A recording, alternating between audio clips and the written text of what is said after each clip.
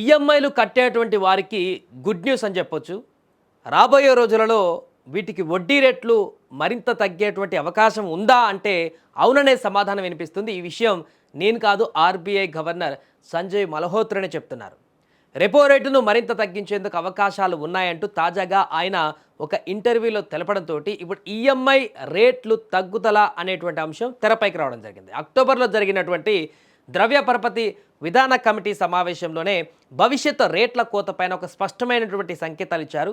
తర్వాత వెలువడిన స్థూల ఆర్థిక గణాంకాలు కూడా అందుకు అనుకూలంగా ఉండడంతో రేట్ల కోత ఉండవచ్చని కూడా మల్హోత్రా అభిప్రాయపడ్డారు. సో వచ్చే నెల సమావేశం కానున్నటువంటి రేట్ల నిర్ణాయక కమిటీ దీనిపైన తుది నిర్ణయం తీసుకుంటుందంటూ కూడా వెల్లడించారు. సో 2025 ప్రథమార్థంలో ఎంపీసీ కీలక రెపో రేటును 100 బేసిస్ పాయింట్లు తగ్గించింది. ఆగస్టు నుంచి దాన్ని స్థిరంగా కొనసాగిస్తూ వస్తుంది. అక్టోబర్లో రిటైల్ ద్రవ్యోల్బణం 0.25% వద్ద రికార్డు కనిష్టానికి చేరింది.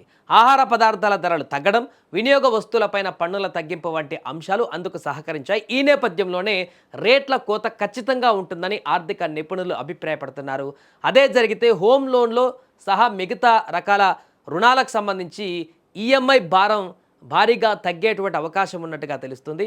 వచ్చే నెల డిసెంబర్ నుంచే దీనికి సంబంధించినటువంటి తగ్గుదల కనిపించేటువంటి అవకాశం ఉన్నట్టుగా కూడా చెప్తున్నారు. ఆర్బీఐ గవర్నర్ వ్యాఖ్యల నేపథ్యంలో భారత ప్రభుత్వం 10 ఏళ్ల బాండ్ల రాబడులు సోమవారం 4 పాయింట్లు తగ్గి 6.48% కూడా చేరాయి. డిసెంబర్లో 25 బేసిస్ పాయింట్లు తగ్గిస్తే 5.25% చేరుతుందని కూడా తెలుస్తోంది.